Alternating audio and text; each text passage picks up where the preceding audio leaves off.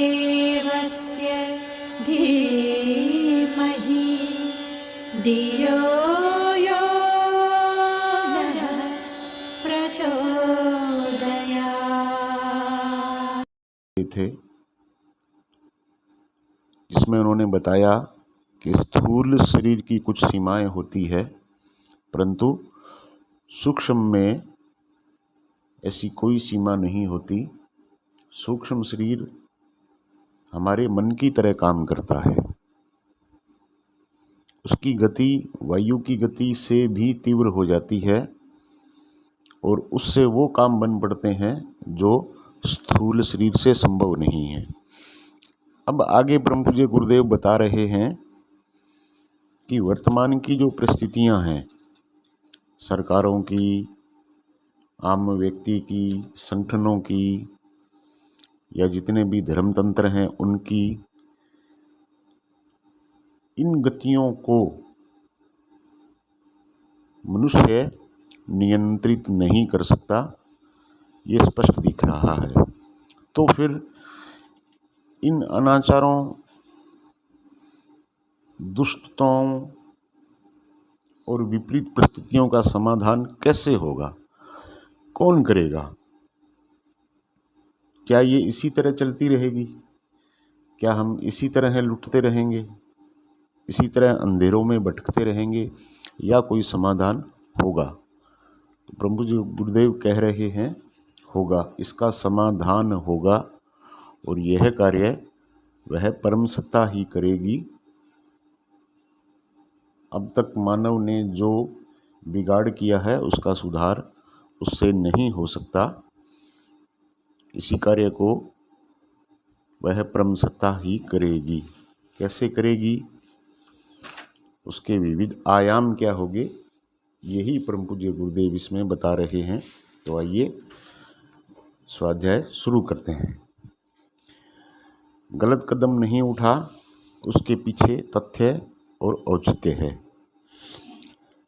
निर्दोष निभ्रांत तो केवल परमेश्वर है, पर सौभाग्य से अभी इस जीवन में ऐसे अवसर नहीं आए जिसमें प्रतिपादित आदर्शों के विपरीत आचरण करना पड़े। आमतौर से लोग लोभ और मोहवश ही कुमार्ग अपनाते और कुकृत्य करते हैं। इन दिनों में निरंतर कुश्ती होती रहती है। ऐसा दुर्दिन अभी नहीं आया जिससे उसने हमें पछाड़ दिया हो। फिर जो एकांतवास जैसे कदम उठे हैं उनमें कष्ट ही कष्ट और कठिनाइयाँ ही कठिनाइयाँ हैं। बुढ़ापे की काया अब आराम चाहती है और सहारा चाहती है। इसके स्थान पर सह परिश्रम, आजीवन कारावास जैसी कठोर यातनाएं सहनी पड़े और ऊपर से पलायनवादी निष्ठुर होने का लांछन सहना हो, तो उसे अंगीकार करने में कोई वज्र मूर्ख ही तैयार हो सकता है। हमारी विवेक बुद्धि और औचित्य दृष्टि से अभी राई रत्ती भी अंतर नहीं आया, इसलिए यह सोचना उचित न होगा कि अकारण कोई सनक उठ खड़ी हुई और वह क्रिया किया जा रहा है जिसे प्रियजन नहीं चाहते। इस गुत्थी को सुलझाने के लिए उन कारणों को समझना पड़ेगा जिसे प्रस्तुत कटु प्रयोग को अपनाने की मजबूरी लग गई। सूक्ष्मीकरण का अपना नया कदम यूँ लोकमंगल और उच्च उद्देश्य की पूर्ति के लिए अपेक्षाकृत और भी अधिक और महत्वपूर्ण है। फिर भी उसके संबंध में गहराई तक उतरकर सोच न पाने के कारण ऐसा प्रतीत हो सकता है कि निर्णय गलत हुआ। इससे हर किसी के लिए असुविधा उत्पन्न होगी और युग संधि की इस ऐतिहासिक बेला में जो होना चाहिए वैसा बन नहीं पड़ेगा, उल्टे अवरोध उत्पन्न होगा। आवश्यक समझा गया कि इसका समय रहते निराकरण करने का प्रयत्न किया जाए। समय की विपन्नता दिन दिन बढ़ती जा रही है, इसमें संदेह नहीं है। दृश्यमान और अदृश्य क्षेत्रों में सर्वनाशी विभीषिकाएँ जिस क्रम से गहरा रही हैं, उसे देखते हुए कभी भी ऐसा अनिष्ट हो सकता है जिसके कारण पृथ्वी को ऐसे ही चूरे में बदलना पड़ा जैसा कि मंगल और बृहस्पति के बीच निरंतर एक अंधड़ की तरह घूमता रहता है। अणु आयुधों की, रासायनिक अस्त्रों की घातक किरणों की संख्या एवं विचित्रता इतनी बढ़ गई है कि उनके द्वारा बिना आमने सामने युद्ध छिड़े भी ऐसा हो सकता है कि रात को अच्छे खासे सोए हुए आदमी मृत या अर्धमृत जैसी स्थिति में मिले। समर्थ राष्ट्र विनाश की क्षमता बढ़ाने में इस कदर लगे हैं और उस स्तर के पराक्रम को इस प्रकार प्रतिष्ठा का प्रश्न बना रहे हैं कि कदाचित पीछे कदम हटाने का हेटी कराने को भी कोई तैयार नहीं। मृत्यु के साधन जब चरम सीमा पर पहुंचेंगे तो कोई भी पगला इस बारूद के ढेर में एक तिल्ली फेंककर उस प्रलय को क्षण भर में प्रत्यक्ष कर सकता है, जिसके आने में पौराणिक प्रतिपादनों के अनुसार अभी लाखों वर्ष की देर है। महायुद्ध न भी हो तो भी वायु प्रदूषण, विकिरण, जनसंख्या विस्फोट, खनिज संपदा का अंधाधुंध दोहन, पृथ्वी की उर्वरता का घटना, वृक्ष कटना, पशुओं का मिटना जैसे अनेकों ऐसे कारण विद्यमान हैं जो शीत युद्ध बनकर वही काम करें जो शहतीर में लगने वाला धुन धीरे धीरे किंतु निश्चित रूप से करता है। विषाणु कितने छोटे होते हैं किंतु वह अच्छे खासे पहलवान को क्षय, कैंसर जैसे रोगों से ग्रसित करके देखते ही देखते उसे मौत के मुंह में धकेल देते हैं। कुविचारों और कुकर्मों से चरम सीमा तक पहुंच जाने पर अब मर्यादा और वर्जनाएं लगभग समाप्त होती जा रही है। उच्छृंखलता, उदंडता, अपराध, अनाचार अति की सीमा लांघ रहे हैं। छल प्रपंच कौशल के रूप में मान्यता प्राप्त कर चला है। परिवार बुरी तरह टूट और बिखर रहे हैं। चरित्र कहने सुनने भर की वस्तु रह गई है। आदर्शों का अस्तित्व इसलिए है कि वे कथन प्रवचन को लक्ष्यधारा बनाने के काम आते हैं। लिखते समय भी उनका पुट लगाने की आवश्यकता पड़ती है। मूर्धन्यों ने इस विग्रह को अपने लिए तो अपनाया ही है, छुट भइयों को भी अनुगमन की प्रेरणा देकर वैसा ही अभ्यस्त कर दिया। प्रचलन और आंदोलन इस दिशा में चल रहे हैं जिनका अंत सर्वनाशी परिणतियों के अतिरिक्त और कहीं कुछ हो ही नहीं सकता। न व्यक्ति को चैन है, न समाज में शांति। पीढ़ियाँ अपने जन्मकाल में ऐसे दुर्गुण साथ लेकर जन्मती हैं कि अपना परिवार का और समाज का सर्वनाश करके ही रहें। गर्म युद्ध से मरना पड़े या शीत युद्ध से अंतर कुछ नहीं पड़ता। बकरे को झटके से काटा जाए या हलाल किया जाए, इससे कोई फर्क नहीं पड़ता। बकरे की परिणति को एक ही हुई। अपने इस जन समुदाय का, इस विश्व उद्यान का विनाश तो होना ही है। लू में झुलसने पर या पाला मारने पर फसल का तो बंटाधार ही होना है। अविश्वास, आशंका, अनिश्चितता, असुरक्षा और आतंक के घुटन भरे वातावरण में मानवीय गरिमा देर तक सुरक्षित नहीं रह सकती। भेड़िए और कुत्ते जब पागल होते हैं तो आपस में ही एक दूसरे को नोच खाते हैं। मनुष्य जब पागल होते हैं तो मरघट भूत पिचासों जैसे आचरण करते हैं। जलने और जलाने, डरने और डराने के अलावा और कुछ उन्हें सूझता ही नहीं। ऐसी दशा में व्यक्ति और समाज को पतन प्रभाव के किस गर्त में गिरना पड़ेगा, इसकी सहज कल्पना की जा सकती है। जो तथ्य सामने हैं वे किसी भी विचारशील का दिल दहलाने के लिए काफ़ी हैं। यह कल्पनाएं नहीं, मान्यताएं या आकांक्षाएं नहीं, ऐसी परिस्थितियां हैं जो दर्पण की तरह सामने है। उन्हें ज्योतिषियों, भविष्यवक्ताओं की अटकलें भी नहीं कहा जा सकता। प्रस्तुत तथ्यों पर गंभीरतापूर्वक विचार करने में समर्थ राजनेता, अर्थशास्त्री, समाज विज्ञानी, विज्ञानवेता अपनी अपनी कसौटी पर कसकर एक तरह से यही कहते पाए जाते हैं कि मनुष्य सामूहिक आत्महत्या की राह पर बदहवास होकर सरपट दौड़ता चला जा रहा है। कुछ समय बाद ये स्थिति ऐसी उत्पन्न हो जाएगी जिसमें पीछे लौट सकना भी संभव न होगा। वापसी की भी एक सीमा होती है, सुधार की गुंजाइश भी एक समय तक ही रहती है। वह निकल चले तो फिर पछताने के अलावा और कुछ हाथ नहीं लगता। हम निश्चित रूप से इन दिनों ऐसी विषम परिस्थितियों के बीच रह रहे हैं। पौराणिक विवेचन के अनुसार इसे असुरता के हाथों देवत्व का पराभव होना कहा जा सकता है। अभी हिरण्याक्ष, हिरण्यकशिपु, वृत्रासुर, भस्मासुर आदि ने आतंक उत्पन्न किए थे और देवताओं को खदेड़ दिया था। अलंकारिक रूप से किया गया वह वर्णन आज की परिस्थितियों के साथ पूरी तरह तालमेल खाता है। रावण और कंस कल की परिस्थितियों के साथ आज के वातावरण की तुलना करते हैं तो पुनरावृत्ति स्पष्ट परिलक्षित होती है। उन दिनों शासक वर्ग का भी आतंक था, पर आज तो राजा रंग, धनी निर्धन, शिक्षित अशिक्षित, वक्ता श्रोता सभी एक राह पर चल रहे हैं। छद्म और अनाचार ही सबसे इष्ट देव बन गया है। नीति और मर्यादा का पक्ष दिनों दिन दुर्लभ होता जाता है।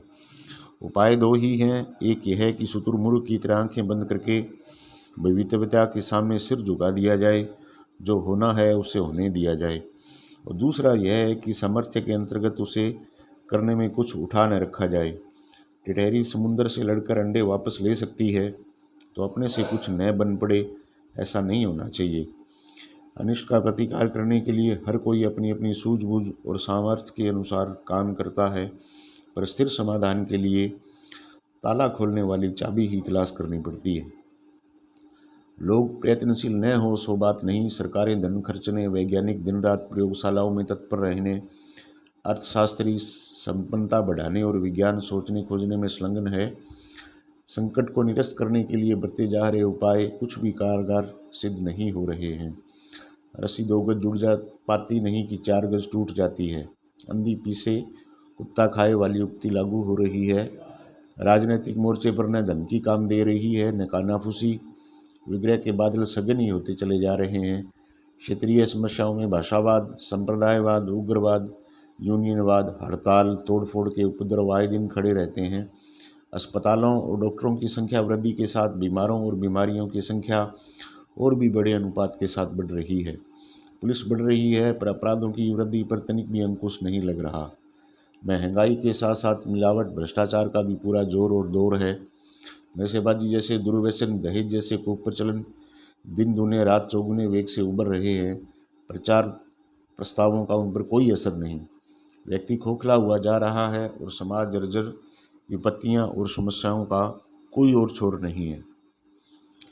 कुछ कुचक्रों और स्वेच्छाधारी दोनों हाथों से दौलत भी बटोर रहे हैं, किंतु वे भी ईर्ष्यालु अपराधियों और रिश्वत मांगने वालों से हैरान ही बने रहते हैं। मोटी कमाई इस हाथ आकर दुर्व्यसनों में उस हाथ फुलझड़ी की तरह जल जाती है। यह अतियुक्तिवादी कल्पना चित्र नहीं है, आंख उठाकर इर्द गिर्द देखने पर ही दृष्टिगोचर होने वाला वातावरण है। इसके प्रमाण परिचय कहीं भी कभी भी मिल सकते हैं। चिंता की बात अनर्थों का, संकटों का बढ़ना तो है ही, पर उससे भी अधिक हैरानी की बात यह है कि किसी क्षेत्र में कोई समाधान निकल नहीं रहे। सुधारवादी प्रयास जलते तवे पर कुछ बूंदें पानी पड़ने की तरह अपने अस्तित्व का परिचय देकर समाप्त हो जाते हैं। स्वोदय जैसे उत्साहवर्धक आंदोलन दम तोड़ गए। कुरीति निवारण में आर्य समाज की कितनी सफलता मिली। नशा निवारण और भ्रष्टाचार उन्मूलन के काम करने वाले संगठन कितने सफल हो रहे हैं, यह उन्हीं के मुँह से कच्चा चीठा पूछकर भली भांति जाना जा सकता है। धर्मोपदेशक और कथा कीर्तनकारों की एक प्रकार का विनोद मनोरंजन ही करते हैं। अनाथालयों, नारी गृहों, भिक्षु गृहों, अपंग आश्रमों, गौशालाओं में कितनों की किनकी कितनी राहत मिली, इसका पर्यवेक्षण बनाता है कि सारा आवा ही बिगड़ गया, पर कुएं में भांग पड़ गई। जो सुधार का जिम्मा उठाते हैं वे अधिकारी भी दूध के दूल्हे कहाँ हैं। पक्षपात और भ्रष्टाचार को कहाँ प्रश्रय नहीं मिल रहा है। ऐसी दशा में हर विचारशील व्यक्ति की आंखों के आगे अंधेरा छाता है और लगता है पूरे दिन तेजी से बढ़ते आ रहे हैं। रोकथाम करने वाला प्रयत्न दूसरों को उत्साह दिलाते हैं, पर स्वयं निराश से ही ग्रसित रहते हैं। इस अंधकार भरी निविड़ निशा में भारत की आशा किरण यदि जीवित है तो एक ही है कि अदृश्य जगत से कोई सृजन प्रवाह उमंगे और वर्षा के बादलों की तरह तपते धरातल को शीतलता और हरितिमा से भर दे। ऐसे अवसरों पर दैवी चमत्कार ही काम आते हैं। हेमंत में जब सीताधिक्य से जंगलों के जंगल पत्ते रहित होकर ठूंठ बन जाते हैं, पाले के दबाव से पौधे सिसकते और मृतक जैसे दिखते हैं, तब बसंत का मौसम ही उत्साहवर्धक परिवर्तन का माहौल बनाता है। यह कार्य कोई व्यक्ति या संगठन करना चाहे तो कठिन है। पतझड़ ग्रस्त पेड़ पौधों के पुष्प पल्लवों से लादने में मानवीय प्रयत्नों की पहुंच कहाँ तक हो सकती है। सूखी जमीन को हरा भरा बनाने के लिए सिंचाई के प्रयत्न कितने क्षेत्र में सफल हो सकते हैं, इसका अनुमान सहज ही लगाया जा सकता है। वर्षा और बसंत ही है जो हरितिमा उगाने और उसे फलने फूलने की स्थिति तक पहुंचाने की जिम्मेवारी उठा सकते हैं। मानवीय पुरुषार्थ को यहाँ न तो नगण्य ठहराया जा रहा है और न उसका उपहास उड़ाया जा रहा है। कहा इतना ही जा रहा है कि बड़ी समस्याओं का समाधान, बड़े संकटों का निवारण और बड़े अभावों की पूर्ति के लिए प्राय दैवी अनुकूलता ही काम देती है। पहाड़ों पर बर्फ जमाना और उसे पिघलाकर नदियों को जलधारा से भरी पूरी रखना मानवीय पुरुषार्थ से बाहर की बात है। उसके द्वारा समुद्र के जल को बादल के रूप में परिणित करना और दूर तक बरसने के लिए खदेड़ देना ही संभव नहीं। सूर्य जैसा ताप और चंद्रमा जैसा शीत बरसाने में मनुष्य कहीं सफल कहाँ हो सकता है। उपग्रहों का निर्माण करने पर भी अभी नया ग्रह बना देना या पुरानों को हटा देना, जिसके लिए अब तक संभव न हो सकेगा, कुछ कहा नहीं जा सकता। इतिहास साक्षी है कि मनुष्य वातावरण को बिगाड़ने में तो अनेक बार सफल हुआ है, पर जब जब परिस्थितियां बेकाबू हुई है तब तक नियंता ने ही उन्हें उलट कर सीधा किया है। पर यह दैवीय अनुग्रह भी अनायास ही उपलब्ध नहीं होता, उसके पीछे भी ऋषि कल्प देवताओं का दबाव काम करता है। जल के लिए सर्वत्र त्राही त्राही मची थी। आर्यावर्त ब्रह्मवर्त से लेकर मगध बंगाल तक का इलाका प्यास से डूब और मर रहा था। उपयोगी उपाय गंगा अवतरण समझा गया। इसके लिए तपस्वी की प्रार्थना ही सुनी जा सकती थी। यह कार्य भागीरथ ने अपने जिम्मे लिया। उद्देश्य की पवित्रता को देखकर शिवजी सहायक बने और जाह्नवी सर्वलोक से धरती पर उतरी, अभाव दूर हो गया। ऐसे ऐसे असंख्य उदाहरण का इतिहास के पुराणों में वर्णन है। देवी अनुकंपा अंधविश्वास नहीं है। देवी प्रकोपों का कुचक्र जब मानवीय प्रगति प्रयत्नों को मटिया मेट कर देता है, तो देवी अनुग्रह से अनुकूलता क्यों उत्पन्न होगी। बाढ़, भूकंप, दुर्भिक्ष, महामारी, अतिवृष्टि, इति भीति आदि विनाशकारी घटनाक्रम देवी प्रकोप से ही उत्पन्न होते हैं। उसी क्षेत्र की अनुकंपा से समृद्धि, प्रगति और शांति के अप्रत्याशित द्वार भी खुल सकते हैं। देवी प्रकोप का अनुग्रह कारण नहीं बरसता। सृष्टि की सुव्यवस्था में व्यतिरेक उत्पन्न करने पर संयोग संयोजनों में मनुष्य की बहुत बड़ी भूमिका होती है। कुकृत्य ही अदृश्य वातावरण को दूषित करते हैं और प्रकृति प्रकोपों को टूट पड़ने के लिए आमंत्रित करते हैं। इसके साथ ही यह भी एक सुनिश्चित तथ्य है कि ऋषि स्तर के व्यक्ति जब उच्च प्रयोजनों के निमित्त तपश्चर्या करते और वातावरण में उपयोगी ऊर्जा उत्पन्न करते हैं, तो देवी अनुकंपा का भी सहयोग बनता है। देवता न किसी पर कुपित होते हैं, न दयालु। स्थिति का पर्यवेक्षण करते हुए वे तदनुरूप दंड पुरस्कार का तालमेल बिठाते रहते हैं। जिस प्रकार दुरात्माओं का बाहुल्य संसार में विपत्ति बरसाने का सरंजाम जुटाता है, उसी प्रकार देव मानवों को तपश्चर्या प्रत्यक्ष और परोक्ष क्षेत्र में सहयोग जुटाती है। संत अपनी सेवा साधना में जहाँ धर्मधारणा और पुण्य प्रक्रिया को प्रोत्साहित करते हैं, वहाँ उनकी विशिष्ट साधनाओं के अदृश्य जगत का परिशोधन भी होता चलता है। यही कारण है कि अध्यात्मवेत्ता लोग साधना और अध्यात्म साधना को समान महत्व देते हैं, दोनों के लिए समान प्रयत्न करते हैं। इन दिनों अदृश्य वातावरण की विषाक्तता ही अनेकानेक संकटों को जन्म दे रही है। विज्ञानवेत्ताओं के अनुसार बढ़ते प्रदूषण और तापमान ने ध्रुव पिघलने, समुद्र उफनने और हिमयुग लौटा लेने जैसी परिस्थितियां उत्पन्न कर दी हैं।